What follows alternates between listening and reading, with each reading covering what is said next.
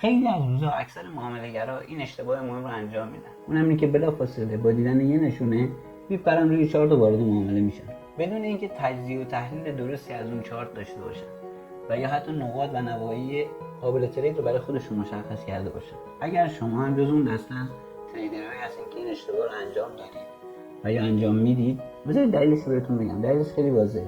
یا میخواید به سریع‌ترین حالت ممکن به پول برسید، یا ترس از این دارید که از بازار جا بمونید. و این طبیعیه برای همه اتفاق بود. بهترین کار اینه که یه زمانی رو صرف کنید بذارید روی اون چارتی که میخواید روش ترید و نواحی و نقاط مشخصی برای خودتون مشخص کنید که قابل تریده و قیمت اونجا واکنش نشون میده و از طریق همون سیستم چارتتون که اکثرا تریدینگ ویو هست برای خودتون یه آلارم یا نوتیفیکیشن ست کنید که هر موقع قیمت به اونجا رسید به شما آلارم بده یا نوتیفیکیشن بفرسته، حالا روی گوشی، ایمیل یا روی دسکتاپتون. و بعد برید دنبال کارتون، به کارتون برسید، به زندگیتون برسید. و همون اون نوتیفیکیشن و آلارم دریافت کردید نشون میده که قیمت به اون منطقه رسیده. اون موقع است که تازه کار اصلی شما شروع میشه.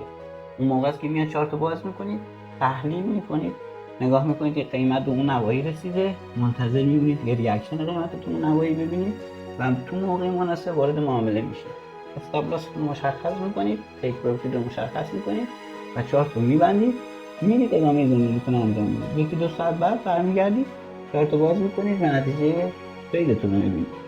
این منطقی ترین کاریه که اکثر تریدرهای موفق میکنن.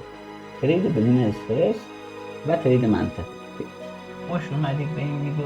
علی هستم و اینجا تریدیومه، جایی که همه چیز راجع به دی تریدینگ گفتیم که تا شما یک مسیر دی قرار داره. بدون هیچ گونه معطلی میریم روی چارت تا بهتون نشون بدم چطور یک چارت رو به صورت روزانه تجزیه و تحلیل بکنیم و نقاط و نواحی رو برای خودمون مشخص کنیم که بتونیم تو اون نقاط و نواحی ترید بکنیم. با هم روی چارت همراه باشید.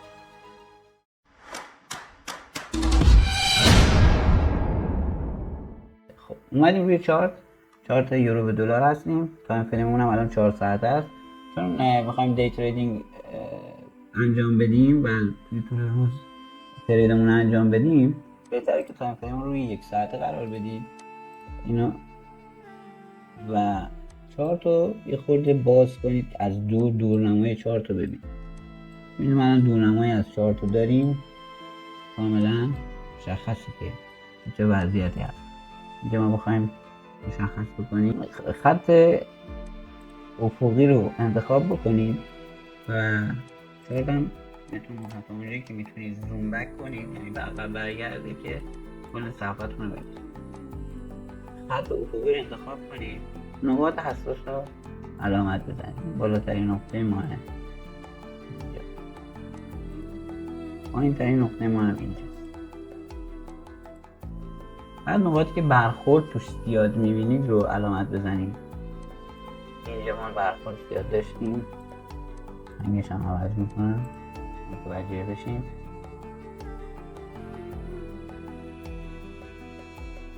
اولین جایی که دقت بکنید بهش، میبینید رفته این بالا، اینجا خورده، برگشته پایین. اینجا یه ساپورت داشتیم، حمایت شده ازش با این شادویی که اینجا هستن. اینجا این ناحیه حمایتش بوده، اومده نزدیکش و برگشته. و الان چه اتفاقی ممکنه بیفته؟ احتمال اینکه قیمت الان بیاد بالا، دوباره اینجا رو یه تست بزنه، بعد بیاد پایین. هست احتمالش هم هست که از همینجا این حمایت رو بشکنه و بریزه پایین. الان شما میدونید که این 2 سناریو دارید. 2 سناریوتون چیه؟ اینه که 2 سناریو شما مشخصه. 2 سناریوتون اینه که یا قیمت میاد بالا، اینجا رو تست میکنه، بعد میاد پایین. اینجا ممکنه یه تست دیگه، یه حمایت دیگه بشه، بیاد بالا و بعد بیاد به این نقطه. این یه گزینمونه. یه گزینه دیگه هم داریم، اینه که قیمت از همینجا یه راست بیاد پایین، یه پول بک بزنه به این بالا و بعد بریزه پایین. اینو من رنگش رو عوض بکنم.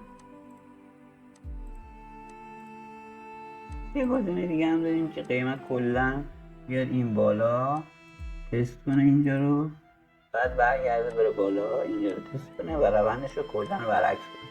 این حالا تحلیل طولانی میشه اگه بخوام بهتون میگم. بعد بری چارت خود ایندکس دلار رو بررسی کنیم ببینیم تو چه وضعیه. ولی برای ترید روزانمون اصولا باید این کارو بکنیم. نقاط حساس و نقاطی که قیمت بهش واکنش داره رو مشخص می‌کنیم برای خودمون. الان ما نقاطمون مشخص شده است. یه دونه اینه تو قیمت 107484 یه ناحیه این قیمتی هست 18285. ناحیه بعدیمون هم 16249. بعد وایسیم ببینیم ریاکشن بازار چیه. بعد ببینیم ریاکشن بازار چیه و بعد باید اینجا یه خورده صبر کنید و خیلی مهمه که اینجا باید یه خورده صبر کنید و ببینید ریاکشن قیمت چی خواهد بود، چون الان تازه هفته شروع شده. امروز که من دارم این ویدیو رو ضبط می‌کنم تازه بازار شروع شده، هفته روز دوشنبه است و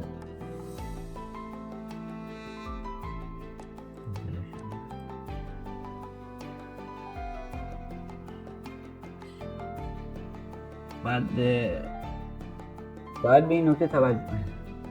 خب ما نقاطمون مشخص کردیم، الان دیگه میدونیم تقریبا میتونیم یه تصویرسازی داشته باشیم که قیمت ممکنه چه واکنشایی نشون بده. تمرکزتون رو بذارید اون قسمتی که بیشتر به سمت روند قیمتی هست. ما چون الان توی یک ساعتمون روندمون نزولیه، احتمال اینکه قیمت بخواد به سمت پایین حرکت کنه بیشتره. پس ما چیکار باید بکنیم؟ ما باید نقاطی رو برای خودمون انتخاب بکنیم که بتونیم ازش سل بگیریم. به عنوان مثال اگر قیمت بیاد اینجا یه پولبک بزنه به این ناحیه، ما این ناحیه رو در نظر میگیریم. این فلش آبی رو کشیدم، این ناحیه رو در نظر میگیریم. وقتی قیمت رسید اینجا بهش تو تایم یک ساعته میریم تو تایم‌های پایین‌تر 15 دقیقه یا 5 دقیقه بررسی میکنیم. با پرایس اکشن و دیدن کندلای نزولی میتونیم وارد معامله سل بشیم. تیک پروفیت اولمون اینجاست، دومش هم اینجاست. اگر نه یهو دیدید قیمت ریخت و این حمایت رو شکوند، اصلا عجله نکنید برای ورود به معامله. اصلا عجله نکنید، اجازه بدید قیمت بیاد پایین هر چقدر دلش میخواد. حتما یه پول بک میزنه. تو پول بک بعدی که زد دوباره برید توی تایم فریم های پایین‌تر، تو اون تایم فریم ها با پرایس اکشن و کندل شناسی که میتونید انجام بدید محدوده تریدتون رو مشخص کنید و اونجا وارد معامله سیل بشید. این محتمل ترین اتفاقی که ممکنه برای شما بیفته. ببینید این کار رو شما باید هر روز انجام بدید به خاطر اینکه بتونید موفق بشید، بتونید ترید درست و منطقی رو انجام بدید. باید این کار رو انجام بدید. دیدی یک بار بپرید روی چارت و ببینید قیمت داره میریزه تو ریختن، یهو شما هم یه سل بزنید، یهو 2 ثانیه بیاد تو سود، دوباره بعد برگرده بالا، ببینید توی بدترین موقع، مثلا همین جایی که الان قیمت هست بدترین موقع برای سل گرفتن اینجاست. این قیمت الان اینجایی که قیمت قرار داره، بدترین موقع برای سل زدنه، چون توی یه حمایت خیلی قویه. اینجا یه بار، 2 بار، 3 بار اینجا توی این محدوده اگه ببینید حمایت شده و رفته به سمت بالا. بعد بذارید اینجا قیمت خودش تکلیفش رو مشخص کنه. اگه این حمایت رو شکوند اومد پایین و رفت اومد پایین و این حمایت دومی رو هم شکوند، تو پول بک ازش بگیرید. ولی اگر نه اومد پایین اینجا دوباره حمایت شد، میتونید تو حمایت وقتی داره حمایت میشه با کندل شناسی و پرایس اکشن وارد معامله بایش بشید و حداقل تا اینجا باش بیاید و منتظر ریاکشن بعدیش باشید. این ساده ترین کاریه که شما باید هر روز قبل از هر تریدتون انجام بدید. خیلی راحت و ساده است. نقاط رو مشخص کنید، برای خودتون یه نوتیفیکیشن اینجا ببینید، یه آلرت داره، اد آلرت رو که بزنید یه پنجره براتون باز میشه میگه که تو چه موقعیتی براتون من آلارم بفرستم. کراس کرد اینجا رو، کراس به پایین کرد، کراس رو بالا کرد، نزدیکش رو رفت ازش بالا. این دیگه این چیزا رو خودتون تنظیماتش رو انجام میدید. روی موبایلتون بیاد آلرتش، نوتیفیکیشنی که اینجاست ببینید، روی اپ داره، پاپ اپ روی ویندوز داره، ایمیل میزنه، تونم وصل باشه به تلفنتون هم حتی نوتیفیکیشن میفرسته. نوتیفیکیشن که فرستاد شما اون موقع که اینجا مثلا قیمت رسید به اینجا، نوتیفیکیشن که فعال شد وارد معامله میاد، چارت رو نگاه میکنید و وارد معامله میشید. اگه اسکلپ کارید حتما روی تایم 1 ساعته نوایتون رو مشخص کنید و بعد برید روی 15 دقیقه و 5 دقیقه دنبال تریگر باشید در این باره ورود به معامله. ممنونم که تا آخرین ویدیو با من بودید. امیدوارم که تونسته باشم مفید واقع شده باشم. اگر چیزی با ارزش از این ویدیو کسب کردید و احساس کردید که چیزی به درد بخوری بوده براتون مفید بوده، خوشحال میشم که لایک کنید ویدیو رو و سابسکرایب کنید کانال منو و به دیگران معرفی کنید تا دیگران هم بتونن از این ویدیو استفاده کنن و به منم کمک کنید که بتونم کانال رو بهتر و بهتر کنم. ممنونم، دمتون گرم.